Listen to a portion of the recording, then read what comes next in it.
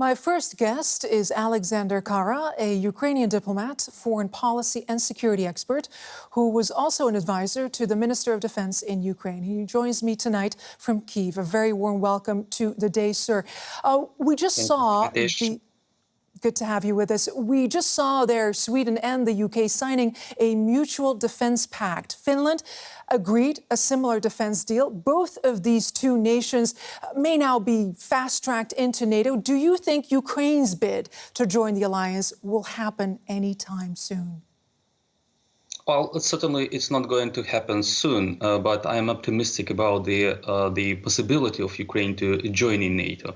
And actually, should Finland and Sweden join NATO, and there would be no, let's say, harsh reaction from Moscow, it would destroy the whole propaganda narrative of Russia that they are fearful of the NATO advancement towards their borders as a primary reason why they are fighting against Ukraine.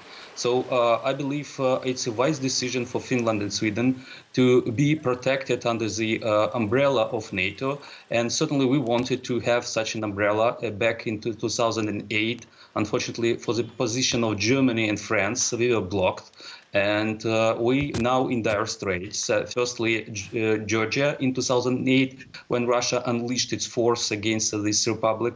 And then since 2014, Ukraine. So certainly I would love to see Ukraine within NATO. And I believe we will seize this opportunity in future. Sir, even without full NATO membership, your country has the next best thing, arguably, military and financial backing from your Western allies. Could Kyiv potentially accept some sort of strategic neutrality aligned with them, but forever outside the defense pact, if that is what Moscow wants to end this bloody war? Well, I believe that the contribution of Estonia, 1/3 of its defense budget to Ukrainian defense, proves that those countries, of the Baltics, Poland, Romania, and some others, were wise enough to join NATO because it protected them from the same fate that we are facing with Russia. So that's why I see no reason for Ukraine to give up on our NATO membership aspiration, because we don't have any other possibility to preserve our sovereignty, territorial integrity, and independence. Russia attacked us when we were a non-bloc country back in 2014. And it shifted the public opinion towards NATO membership decisively, from something like 45% to 60 and 80 later on. So I see no other possibility of Ukraine to secure its future, or either with the NATO or with special partnership with the United States and some other countries that could provide us the guarantees no less than Article 5.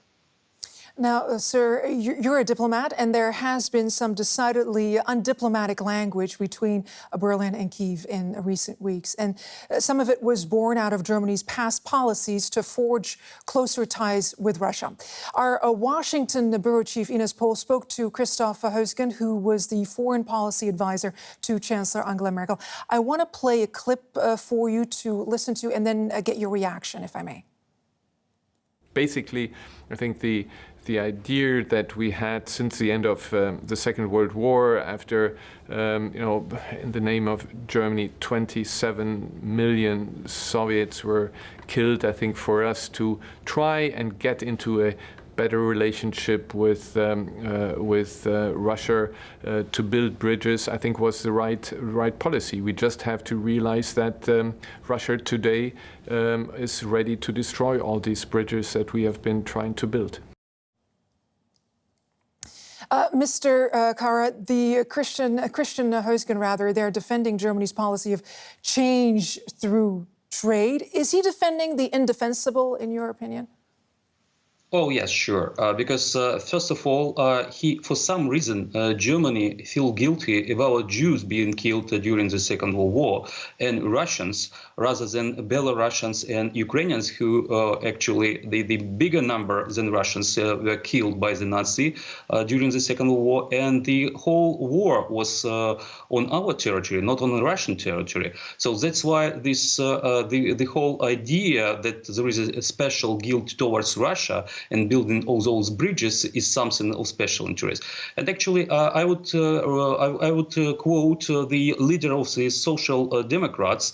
Recently, he announced that his party is changing or revising Ostpolitik towards Russia and other countries, and he admitted the wrongdoing of such a thing like overestimating Russian importance and underestimating the concerns of the Central and Eastern European countries. So I believe this is the right way how to reassess the mistakes of the consequent governments in Germany and reading of Russia in general, and certainly this ignorance of Germans towards the Central and Eastern Europeans in their, let's say, feeling and understanding of Russia much better than the so-called old Europeans. So I believe we can mend this. And possibly there are some mistakes from Ukrainian side.